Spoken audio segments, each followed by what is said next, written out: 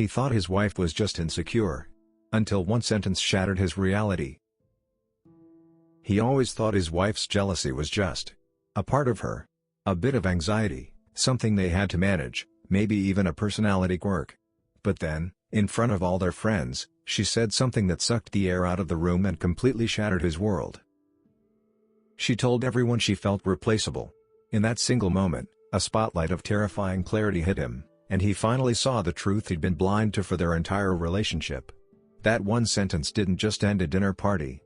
It unraveled a history he never knew existed and forced him to confront the man he'd been, the husband he was, and the profound, painful wound he had been ignoring for years.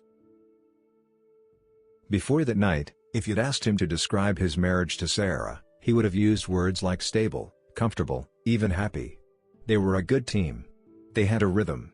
They'd been together for 8 years, married for 5, and had built a life that, from the outside, looked like a success. They had a home, good jobs, and friends they adored. On paper, it was all perfect. But you don't live a marriage on paper. And the one recurring theme, the one thing he never really got, was what he called Sarah's anxiety. It was this cloud of insecurity that would just drift in and attach itself to the most random things. A new woman got hired in his department, and suddenly Sarah needed to know everything about her. Was she nice? Was she funny? Did he think she was pretty? He'd answer with the detached logic of a guy who just didn't see a thread. She's fine, honey. It's just work. If he had to stay late for a project, her texts would have this edge of desperation. When are you coming home? Is everything okay? He saw it as a lack of trust, an interruption. He'd text back with a hint of impatience. Just finishing up. I'll be home when I'm home. He saw her behavior as a problem to solve, a fire to put out with cool, rational reassurances. His reassurances were dismissive. You have nothing to worry about, he'd say, patting her on the shoulder. Don't be silly, you know I only love you. Every single time, he thought he was being the calm, stable anchor to her emotional waves. He genuinely believed he was helping by not feeding into it. He completely failed to see that what he saw as simple jealousy was a symptom of something much deeper. When someone tells you they feel replaceable, it's not coming out of nowhere. It's usually rooted in deep-seated insecurity and past experiences. But he didn't know that then. He just knew this part of her was exhausting. It was friction in their otherwise smooth life, a puzzle he didn't have the patience to solve. He loved her, of course he did. But he loved the version of her that was confident and smiling, the Sarah everyone saw at parties. The other Sarah, the one who'd get quiet and withdrawn if he mentioned a business trip, that was a version he tried to fix as quickly as possible so they could get back to being happy. He was a mechanic, not a gardener. He was trying to tighten a bolt when he should have been tending to the roots. And he had no idea just how deep those roots went. The weeks leading up to that dinner party were more tense than usual. He had just gotten a big promotion. It was something he'd been working toward for years, and it meant more travel, more responsibility, and working closely with a new executive team, which included a woman named Jessica who was his counterpart in another division. To him, this was a win for them. A step forward. To Sarah, it was a whole new world of potential threats. The questions got more frequent, more pointed. The late nights at the office became more fraught. He remembers one evening, about a week before the party, he was packing for a 3-day conference. Sarah was just sitting on the bed, watching him, and her silence was heavier than any argument they could have had. Finally, she said, I wish you didn't have to go. He turned, suitcase half-packed, his patience already worn thin from a stressful week. Sarah, we've been over this. It's for the promotion. It's a good thing. I know, she said, her voice barely a whisper. It's just. You'll be with all of them. With Jessica. And he just snapped. He didn't yell, but his voice had this cold, hard edge that was somehow worse. This is what I'm talking about. Why can't you just be happy for me? Why does it always have to turn into this? It's exhausting. Her face just crumbled. It was a look of such deep hurt that it should have stopped him cold. But he was too wrapped up in his own frustration. He saw her insecurity as a jab at his character, like she was accusing him of being untrustworthy. He didn't get that her fear had almost nothing to do with him. The dinner party was supposed to be a celebration of that very promotion. They invited their 6 closest friends, the people who'd been with them through it all. The atmosphere was exactly what he'd hoped for. Wine was flowing, Music was playing, everyone was laughing. He felt proud, looking at the life Sarah and he had built. He watched her across the table, smiling, talking to their friends, and he let himself believe the tension from the week before was gone. He thought they were okay. He was such a fool. He mistook a brief ceasefire for peace, totally oblivious to the fact that the time bomb he was sitting on was about to hit zero. The trigger was so small, so normal. Their friend Mark was joking about his wife, Chloe, and her obsession with some actor. "I swear," he laughed, "if that guy showed up at our door, I'd be out on the street in 5 minutes. She'd trade me in for a newer model without a second thought." Everyone laughed. Chloe playfully swatted his arm. "Never. You're one of a kind, my love. Completely irreplaceable." That word just hung in the air. Irreplaceable. And he saw a shift in Sarah. It was tiny. A slight stillness, a dimming of the light in her eyes. The smile on her face didn't quite reach them anymore. Their friend Anna must have noticed it too, because she turned to Sarah and said, "It's a nice feeling, though, isn't it? Knowing you're someone's one and only." Sarah looked down at her plate, swirling the wine in her glass. The chatter of the table faded into a background hum. When she looked up, she wasn't looking at Anna, or him. She was staring at a point somewhere in the middle of the table that no one else could see. Her voice was quiet, almost a whisper, but it cut through the noise like a knife. "It must be." Total silence. The laughter died in everyone's throats. Mark's smile faltered. His own breath caught in his chest. It was such a strange moment, and he thinks they all tried to collectively pretend it didn't happen. But Sarah wasn't done. She took a shaky breath and spoke again, a little louder this time, her voice thick with an emotion he couldn't place. "It's just hard sometimes. You ever feel like you're just replaceable?" The air vanished from the room. It was the most brutally honest and vulnerable question, and she had just laid it bare for everyone. Their friends froze. Forks hung in the air. Eyes darted from Sarah to him, and then quickly down to their plates, anywhere else. They had no idea what to do. Their shock was a perfect mirror of his own. His first feeling was a hot flash of embarrassment. Why would she say that? Here? Now? Then came a wave of anger. She's making a scene. But then, he really looked at her. He saw the tremor in her hands, the shine of unshed tears in her eyes, and the sheer, desperate courage it took to say those words. The anger and embarrassment dissolved, replaced by a cold, dawning horror. This wasn't an attack. It wasn't a scene. This was a flare shot into the night sky from a sinking ship. It was a cry for help, a last-ditch effort to make him understand when nothing else had worked. And in that deafening silence, surrounded by the friends who thought they were perfect, he finally got it. Her problem wasn't anxiety. It was a deep, soul-crushing belief that she was temporary. And the most horrifying part? He had spent 5 years proving her right. The dinner party fell apart pretty fast after that. Awkward coughs, chairs scraping against the floor, and a flurry of hasty goodbyes. "It's getting late," someone mumbled. "Long day tomorrow," said another. No one knew how to touch the raw nerve Sarah had just exposed, so they did the only thing they could: they ran. The drive home was the longest 10 minutes of his life. The silence in the car was a physical thing, heavy and suffocating. The radio was off. The only sound was the thump of the tires on the road, each rotation like a clock ticking down to a conversation he was terrified to have. He just kept replaying the scene in his head. The look on their friends' faces. The sound of her voice. That word, replaceable. It echoed in the quiet, getting louder and louder. When they got inside, the usual routine was gone. No kicking off shoes, no dropping keys on the counter. Sarah walked straight to the living room and sat on the edge of the sofa, her hands clenched in her lap. She looked so small, like a ship that had finally crashed on the shore. He had no idea what to say. "I'm sorry" felt cheap. "Why did you do that?" felt cruel.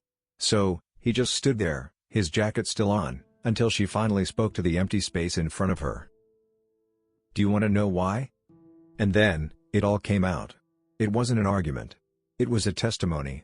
She told him about her childhood, things she'd never once shared with him. She told him about her dad walking out on her and her mom when she was 7 to start a new family, literally replacing his old one. She talked about her best friend in high school who dropped her overnight for a more popular group. Her first serious boyfriend in college who cheated on her and got engaged to the other woman 6 months after they broke up, making her feel like a forgotten placeholder.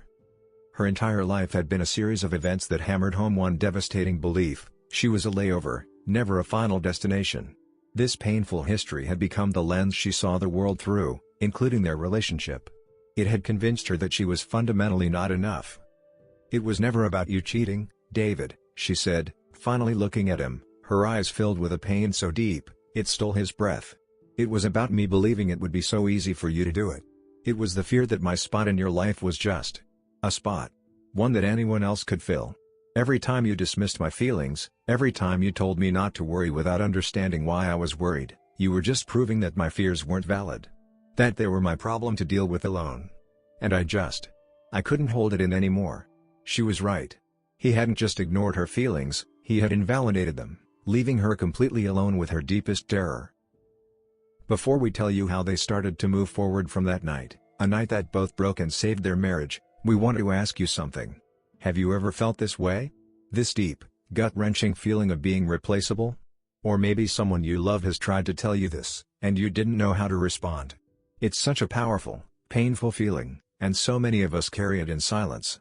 If this story is hitting home for you, we'd be honored if you shared your experience in the comments. Sharing our stories is how we learn we're not alone. And if you're getting something out of this, please consider liking and subscribing. It helps more than you know. The next morning felt like day one in a new world. The comfortable familiarity of their home was gone, replaced by the fragile, tender quiet of a wound just being exposed to air. The weight of his own ignorance was crushing. He saw his past actions in a new, horrifying light, every dismissive comment, every impatient sigh, every time he chose his logic over her feelings. His apology, when it finally came, wasn't one of his old quick fixes. It was tearful and broken, and it came from a place of genuine shame. He apologized not just for what he'd done, but for being so blind. For failing to make her feel safe enough to share her biggest fears with him in private. For making her feel so alone that her only option was a public cry for help. Healing wasn't a single conversation, it's a process. A slow, deliberate, and often hard reconstruction of their whole relationship. The first and most important step was learning to actually listen, and to validate her feelings even when he didn't get them. When she'd express a fear, his old instinct was to fight it with facts. His new practice was to start with empathy. To say, "I hear you.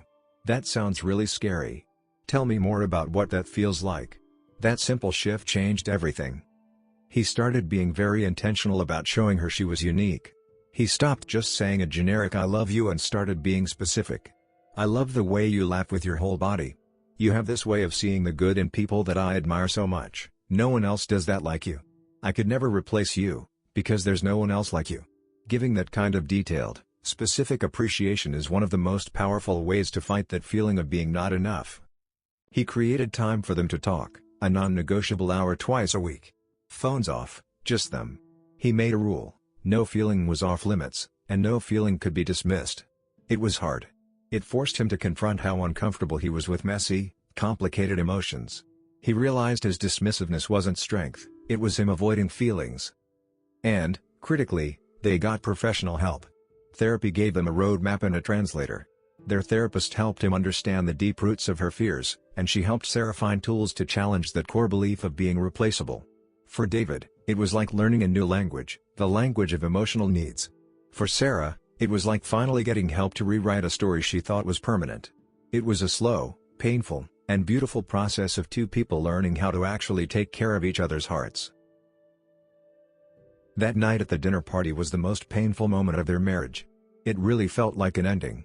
But in truth, it was a violent, necessary beginning.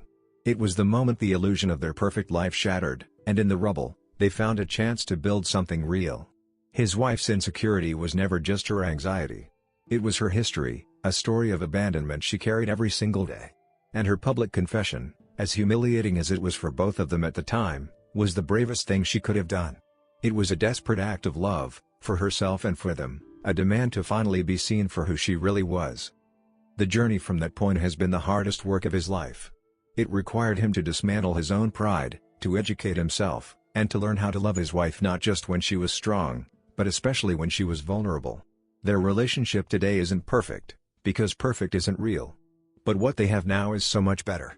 It's honest. It's resilient. It's a partnership built not on the shaky ground of assumptions, but on a solid foundation of real communication, respect, and a daily, conscious choice to make each other feel seen, valued, and completely irreplaceable. We learn that the goal isn't to build a life where you never feel insecure, but to build a home that's safe enough to hold that insecurity when it shows up.